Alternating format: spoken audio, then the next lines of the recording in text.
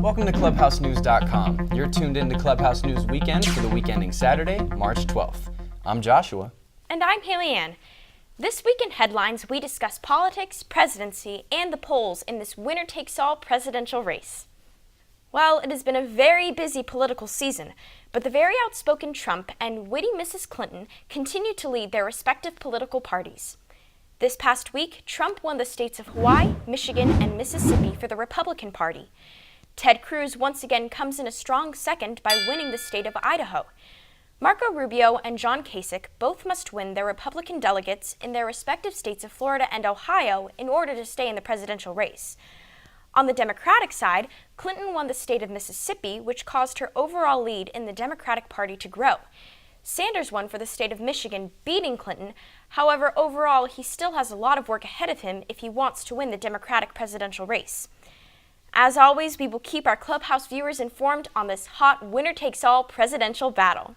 We need to see political courage to take this on and save and strengthen Social Security.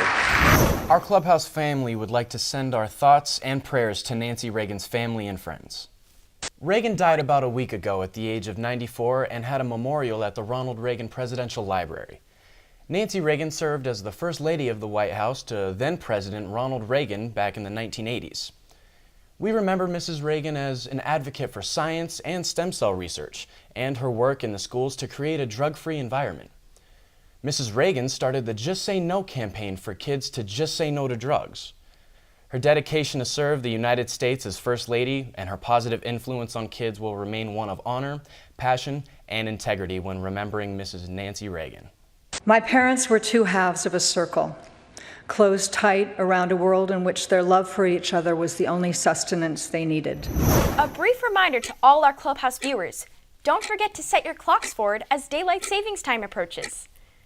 On March 13th, the sunrise and sunset will be about an hour later than the day before, which creates daylight savings time.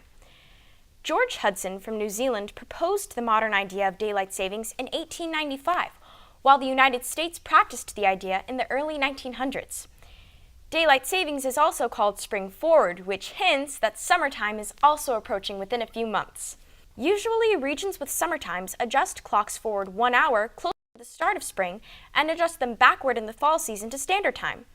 So grab your favorite friend and head to the beach as you get to experience daylight an hour longer during this time of year. Surf's up, guys!